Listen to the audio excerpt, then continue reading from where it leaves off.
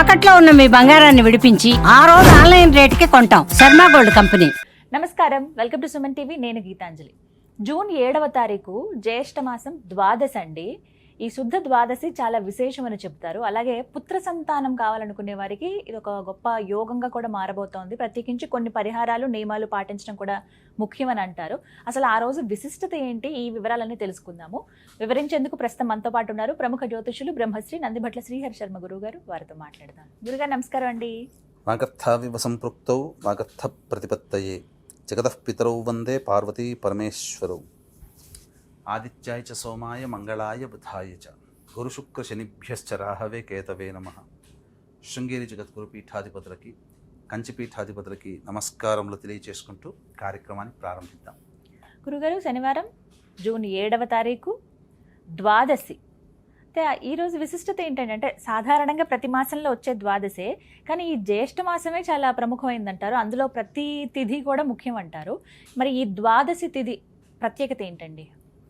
ఈ ద్వాదశి తిథిని మనకు సాధారణంగా చెప్పుకోదని ఏంటంటే రామలక్ష్మణ ద్వాదశి అని అంటారు. ఈ ద్వాదశి రోజునే కూర్మ అవతారం ఉద్భవించింది, కూర్మ జయంతి అని అంటారు.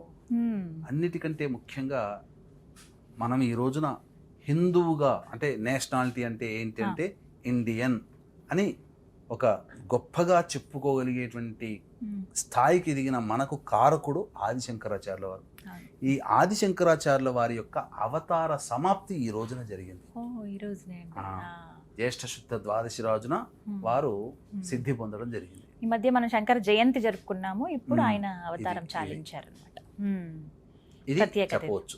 పైగా విష్ణు అంశతో కావాలనుకుని పరితపించే వాళ్ళకి ఈ రోజున కొన్ని నియమాలు పాటించడం ద్వారా విష్ణువాంశ సంభూతులైనటువంటి కుమారుడు కలుగుతాడు.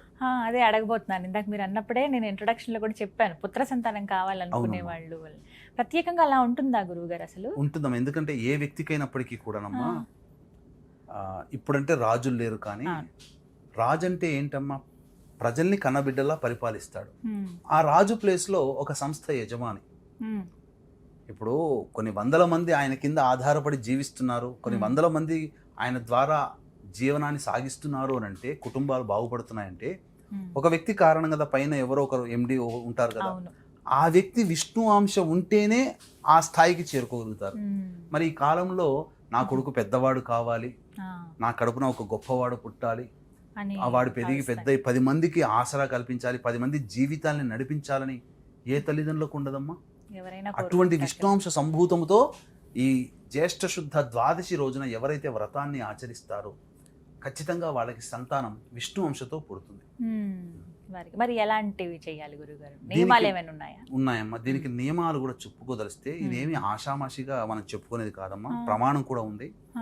మనకు రామాయణ అంతర్గతంగా చూసినట్లయితే దశరథ మహారాజు వారు చాలా బాధపడుతున్నారు. వివాహమైంది, 3 భార్యలను చేసుకున్నాను, ఎవరికీ సంతానం కలగట్లేదు, అసలు ఏంటి పరిస్థితి, ఇంత వైపరీత్యం ఏంటి అని చెప్పి బాధపడుతున్నప్పుడు ఎవరికైనా కానీ ఏ చిన్న సమస్య వచ్చినా ఎవరి దగ్గరికి వెళ్తారో? గురువు గారి దగ్గరికి వెళ్తారు. ఆయన గురువు వశిష్ఠ మహాముని. ఆయన దగ్గరికి వెళ్ళినప్పుడు ఈ రాబో జ్యేష్ఠ మాసంలో గొప్ప వ్రతం ఉంది దశరథ, నీవు ఆచరించు, తప్పకుండా నీకు విష్ణు వంశ సంభూతంతో పుత్ర సంతానం కలుగుతుందని చెప్పగా దశరథుడు ఈ వ్రతాన్ని ఆచరించి, ఈ వ్రతాన్ని ఆచరించిన 10 నెలల్లో రాముణ్ణి సంతానంగా పొందడం జరిగింది. జ్యేష్ఠ మాసంలో ఆచరించాడు. తిరిగి కాలచక్రంలో చూస్తే వచ్చే చైత్రమాసం కల్లా రాముల వారు మిగిలిన సంతానం కూడా జన్మించడం జరిగింది. అంటే ఏం చెయ్యాలి, దానికి సంబంధించినటువంటి విధి విధానాలుగా అనుకున్నప్పుడు దానికన్నా ముందు రోజు ఏకాదశి. ఆ ఏకాదశి తిథి రోజున విష్ణువుని ఆరాధన చేసి విష్ణువు యొక్క విగ్రహాన్ని బ్రాహ్మణుడికి దానం చేయాలి, బంగారంతో చేసింది. మరి ఆ కాలంలో రాజులు కాబట్టి చేయించగలిగారు. మరి ఈ కాలంలో సాధ్యమవుతుందా? గ్రాము బంగారం కొనాలంటే 10,000 కావాలి, అంతేనమ్మా? మరి అటువంటిప్పుడు అందరికీ శక్తి ఉండదు, మీకున్నది, నాకు కూడా ఉండదమ్మా. 10,000 పెట్టి ఎక్కడ కొంటాం ఒక గ్రాము? 1,00,000 రూపాయలు తులవంటే. కాబట్టి పర్యవసానం ఏంటంటే శక్తి ఉన్న వాళ్ళు మాత్రము ఒక పావు గ్రాముతో విష్ణువు లక్ష్మణుడి యొక్క చిత్ర రూపు దొరుకుతుంది. అదైనా కానీ ఏకాదశి రోజున, ముందు వచ్చే ఏకాదశి రోజున దానం చేయాలి, ప్రదోషకాల సమయంలో. అది ఆ పావు బంగారం కొనలేని వ్యక్తులు కూడా కొంతమంది ఉంటారు. అవునండి. అటువంటి వాళ్ళు ఏంటంటే బంగారు పూత పూసినటువంటి వెండి రేకుకై దానం చేయాలి. వెండి రేకు మీద రాముడు లక్ష్మణుడు. అది లేని వాళ్ళు వెండి, అది లేని వాళ్ళు రాగితో చేసినటువంటి రూపు మీద ఆ రాముడి లక్ష్మణుడి చిత్రపటాన్ని చిత్రీకరించి దానం చేయాలి. ఇది చేయవచ్చు. ఇది లేకపోతే కనీసం రాముడు లక్ష్మణుడు ఉన్నటువంటి చిత్రపటాన్ని బ్రాహ్మణునికి దానం చేసినా చాలు. ఆ భావన ముఖ్యమమ్మ ఇక్కడ. ఆ విధంగా చేయాలి. చేసిన తర్వాత ద్వాదశి రాగానే, ద్వాదశి రోజునే చక్కగా లేచి కాలకృత్యాదులు తీర్చుకొని ఉదయమే లేచి చక్కగా విష్ణుదేవుణ్ణి షోడశ ఉపచార విధానముగా పూజ చేయాలి. ఈ విధంగా పూజ చేసి సాయంకాలం ప్రదోషకాలం వరకు ఉండి, ప్రదోషకాల సమయంలో ఈ వ్రతాన్ని సమాప్తి చేసి విష్ణువు నామాన్ని ఎప్పుడు పడితే అప్పుడు నిరంతరం తలుచుకుంటూ ఉంటే ఖచ్చితంగా ఆ కుటుంబంలో విష్ణువాంశ సంభూతుడు జన్మిస్తాడు. ఆ విధంగా దశరథుల వారికి జరిగింది, మనకు జరుగుతుంది. కాబట్టి అవకాశం ఉన్న వాళ్ళు ఈ ద్వాదశి తిథి రోజున రామలక్ష్మణ ద్వాదశి అని అంటారు కదా, చక్కగా ఈ నియమాలను గనక పాటించినట్లయితే తప్పకుండా వాళ్ళకి సంతానము, పుత్ర సంతానం కలుగుతుంది. అంతేకాకుండా ఈ రోజున చేయాల్సినటువంటి నియమం కూడా తెలియజేస్తాను. వీక్షించేటువంటి ప్రేక్షకులు కూడా గమనిక. ఈ 11వ తేదీ, జూన్ 11వ తేదీన మహాజ్యేష్ఠ పౌర్ణమి, బుధవారము, జ్యేష్ఠ నక్షత్రము, పౌర్ణమి, ఈ 3 కలిసి వచ్చాయి. దీని సందర్భంగా ఉదయం 9 గంటలకి మీ జాతకరీత్యా కలుగు విద్య, వివాహ, ఉద్యోగ, దాంపత్య, అనారోగ్య సమస్యల నివారణకి, మరియు శని మారినటువంటి కారణం చేత మేష, మిథున, కర్కాటక, సింహ, కన్య, వృశ్చిక, ధనస్సు, కుంభ, మీన రాశుల్లో జన్మించినటువంటి వారికి శనిదోష పరిహారార్థమే సర్వదోష నివారణ పూజలు, హోమాలు అనేటువంటివి చేయించడం జరుగుతుంది. ఈ కార్యక్రమంలో నమోదు చేసుకున్నటువంటి వాళ్ళకి శక్తిపాతము చేయబడినటువంటి శంకరుంగలి మాలని ఇవ్వడం జరుగుతుంది.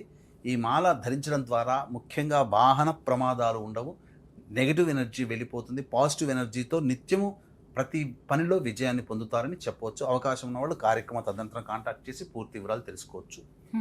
ఈ రామలక్ష్మణ ద్వాదశి తిథి రోజున ప్రదోషకాలం వరకు కూడా చక్కగా ఈ యొక్క నియమాన్ని పాటిస్తూ దగ్గరలోని వెంకటేశ్వర స్వామి కానీ, లక్ష్మీ నరసింహస్వామి కానీ, కృష్ణుని ఆలయానికి కానీ చేరుకొని ఒక కుండలో పెట్టినటువంటి పెరుగన్నాన్ని నైవేద్యంగా పెట్టి రావాలి. ఈ విధంగా చేసి వస్తే తప్పకుండా వాళ్ళకి ఆ విష్ణుదేవుడి యొక్క అనుగ్రహం వలన తప్పకుండా సంతానం కలుగుతుంది. ఈ ద్వాదశి తిథి రోజున విసనకర్ర, లడ్డూలు, తర్వాత చెప్పులు, గొడుగు, ఈ 4 వస్తువుల్ని ప్రదోషకాల సమయంలో దానము చెయ్యాలి. చేసినటువంటి వ్యక్తికి ఖచ్చితముగా బకుళమాత కూడా ఇలాగే ఆచరించింది. అలాగే ప్రేక్షకులు కూడా చక్కటి సంతానం కావాలనుకునే వాళ్ళు ఈ నియమాన్ని పాటించండి, మంచి సంతానం కలుగుతుంది. ఒక్కటి నియమాలు కొద్దిగా పాటించి ఈ పరిహారం ఇలా దానం ఇస్తే మంచిది. దశరథుడు పొందాడు కదా, మరి మనకు ఆ భాగ్యం కలుగుతుందా? ఫలితం వస్తుందంటారు. కానీ చాలా విశేషమైన రోజు కదండి. చాలా అంటే రామలక్ష్మణ ద్వాదశి అనేటువంటిది చాలా మందికి తెలియదు గురువు గారు. అది చాలా మందిగా ఏదో చెప్పుకుంటూ ద్వాదశి అనగానే మామూలుగా అనుకుంటారు, కానీ ఇంతటి విశిష్టత ఆ రోజు ఉంది. ధన్యవాదాలు గురుగారు. నమస్కారం. సర్వం శ్రీ ఉమామహేశ్వర పరబ్రహ్మార్పణమస్తు.